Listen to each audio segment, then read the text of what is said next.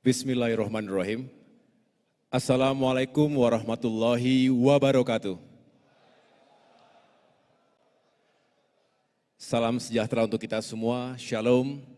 Om Swastiastu, Namo Buddhaya, salam kebajikan.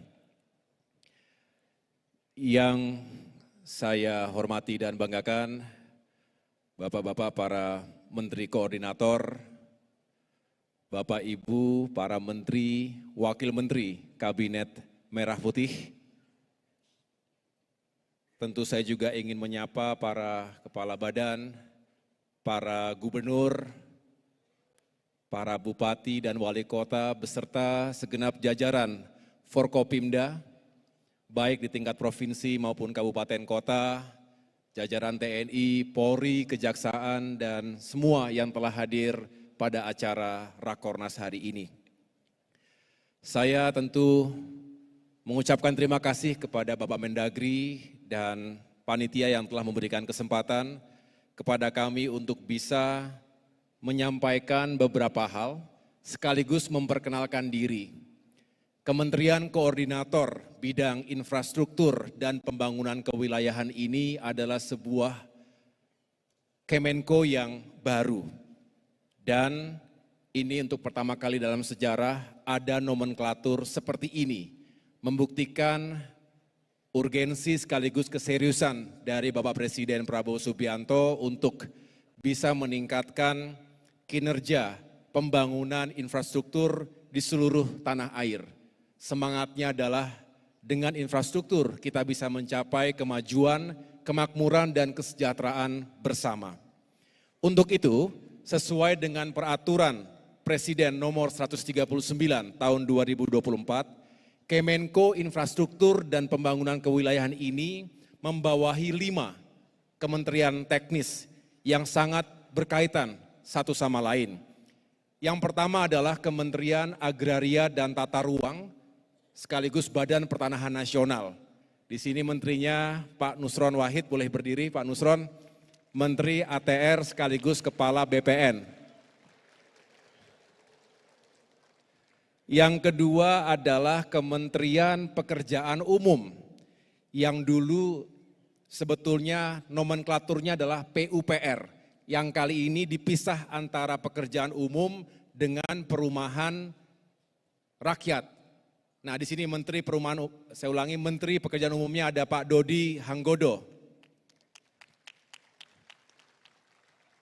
Kementerian Perumahan dan Kawasan Permukiman, menterinya adalah Pak Marwara Sirait. Dan yang keempat, Kementerian Transmigrasi, menterinya adalah Bapak Muhammad Iftithar Sulaiman. Kemudian yang terakhir adalah Kementerian Perhubungan. Ini juga tetap tidak ada perubahan, Kementerian Perhubungan, menterinya adalah Bapak Dudi. Bapak Ibu yang saya muliakan, dengan dibentuknya Kemenko ini, maka pembangunan infrastruktur yang berbasiskan kewilayahan, utamanya kita membangun dari desa dan tidak ada yang ditinggalkan, artinya tidak hanya kota tapi juga desa. Bukan hanya Jawa tapi seluruh wilayah Indonesia. Ini diharapkan bisa fokus membantu terciptanya swasembada pangan, swasembada energi, air, termasuk juga program hilirisasi, digitalisasi, termasuk program makan bergizi gratis. Ini semua menjadi program-program unggulan Bapak Presiden Prabowo. Dengan demikian, pembangunan infrastruktur bukan hanya menjadi engine of growth, bukan hanya menjadi mesin penggerak ekonomi, tapi juga akan mendorong transformasi sosial dan juga sumber daya manusia. Tadi Pak Menko PMK, Pak Pratik sudah menyampaikan secara jelas apa saja aspek-aspek pembangunan manusia.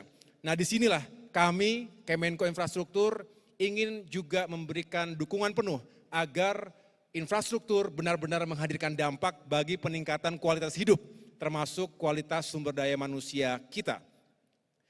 Building infrastructure for all, artinya tidak ada yang boleh ditinggalkan dalam pembangunan ini.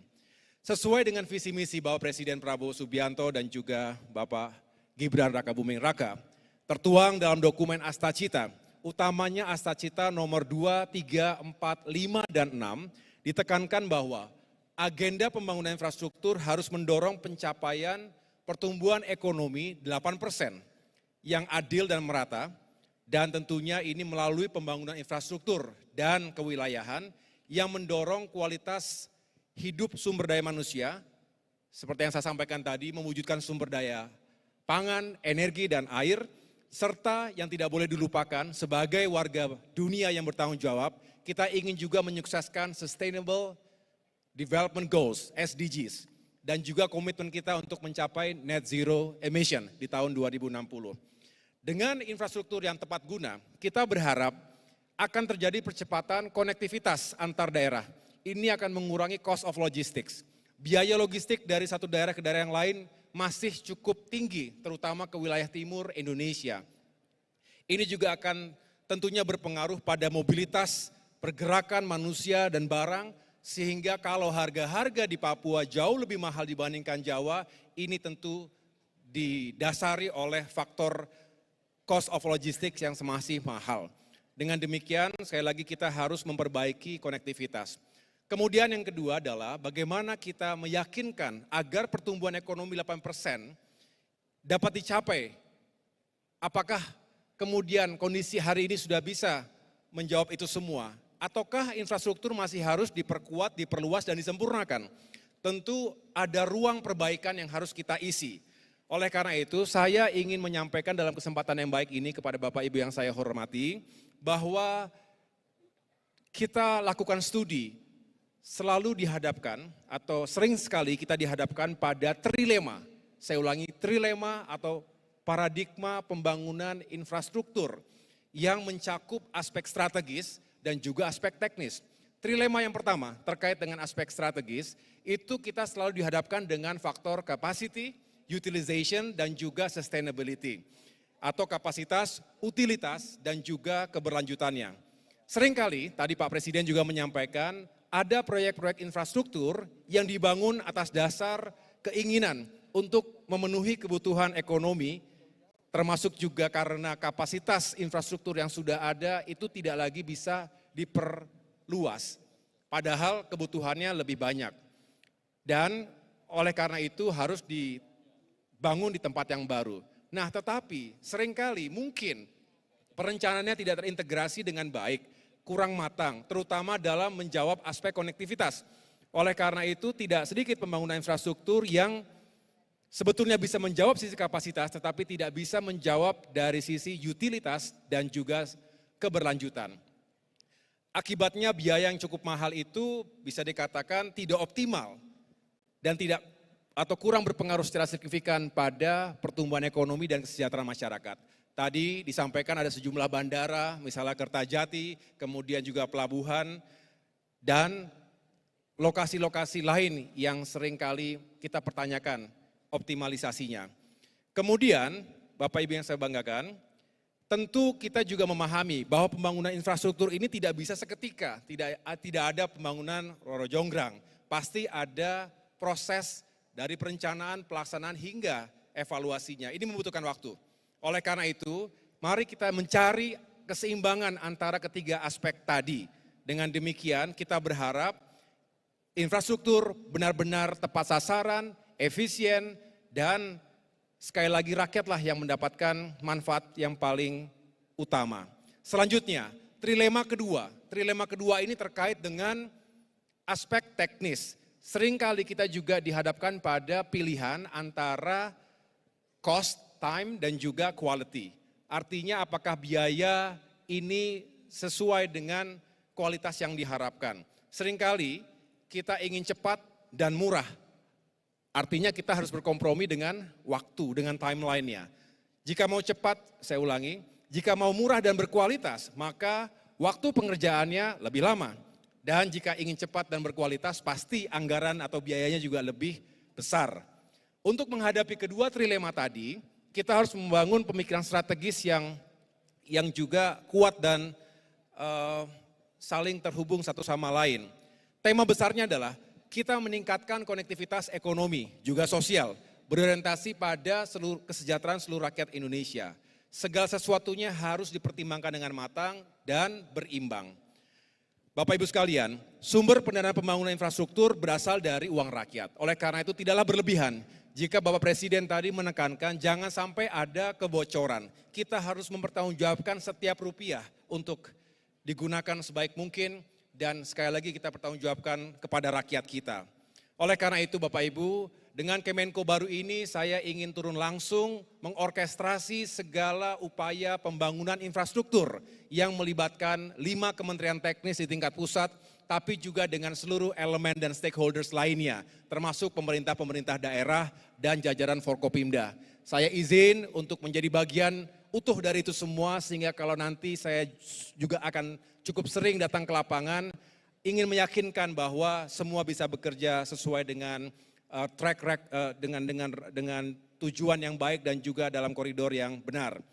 Bapak Ibu sekalian, kami melibatkan, meminta bantuan dari BPKP dan jajaran BPK, aparat penegak hukum untuk juga terus memberikan pengawasan dan juga memberikan masukan-masukan yang diperlukan agar kita semakin transparan dan akuntabel. Seringkali kita dihadapkan dengan masalah-masalah seperti itu di lapangan.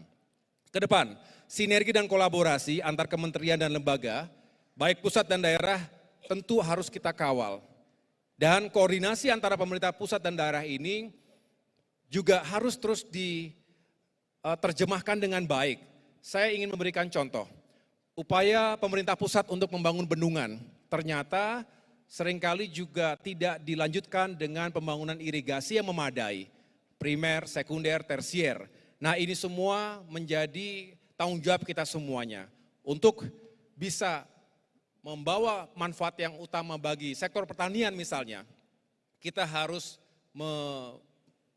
meruntuhkan tembok-tembok atau ego sektoral yang seringkali menghambat kita semua. Kita harus berkolaborasi. Kedepan jika ada kendala dalam proses pelaksanaan di lapangan, mari kita sampaikan secara terbuka dan mencari solusi bersama. Bapak Ibu yang saya muliakan, secara operasional sesuai dengan arahan Bapak Presiden, beberapa proyek infrastruktur utama yang akan kita bangun dan juga akan kita lanjutkan sebagai berikut.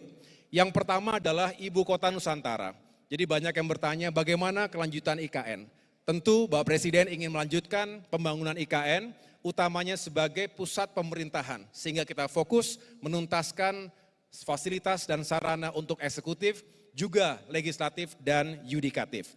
Yang kedua, kita ingin mengatasi ancaman banjir dan penurunan permukaan tanah, land subsidence yang terjadi di pantai utara Jakarta. Kami sudah meninjau langsung lokasi yang dimaksud, ada suatu daerah yang bahkan penurunan permukaan tanahnya itu sampai dengan 10 cm setiap tahun. Ini berbahaya. Tanggul sudah dibangun 4,8 meter, tetapi kita harus terus meyakinkan agar ke depan masyarakat kita termasuk para nelayan ini aman dan selamat. National Capital Integrated Coastal Development, NCICD, ini juga akan terus kita berdayakan dan mudah-mudahan apa yang divisikan oleh Bapak Presiden dibangunnya Giant Seawall diawali dari Jakarta dan juga nanti ke arah pantai utara Pulau Jawa, ini bisa kita jalankan dengan baik. Yang ketiga, pembangunan infrastruktur yang berorientasi pada kesejahteraan rakyat melalui program-program yang mendukung ketahanan pangan, energi, dan air. Ini juga tentunya tidak terlepas dari yang disampaikan oleh Bapak Menko PMK tadi, kita ingin membantu memperbaiki dan membangun sekolah-sekolah, baik tingkat dasar, menengah maupun tinggi, agar semakin berkualitas anak-anak dan generasi penerus kita. Yang lain-lain juga akan menjadi bagian dari koordinasi di lapangan. Sedangkan, izinkan saya menyampaikan secara singkat, ada sejumlah program quick wins, baik bagi Kementerian ATR BPN, Kementerian PU, Kementerian PKP, Transmigrasi maupun Perhubungan. Untuk ATR BPN, nanti Pak Menteri bisa menjelaskan lebih lanjut, kita ingin menghadirkan one map policy, kebijakan satu peta, lalu kebijakan satu tata ruang, single spatial planning policy. Ini untuk mencegah terjadinya overlapping regulations dan juga bisa membingungkan kita semua dalam menata ruang dan melakukan pembangunan. 100 hari ke depan, kita juga ingin melakukan evaluasi terhadap pemberian perpanjangan HGU dan lain sebagainya.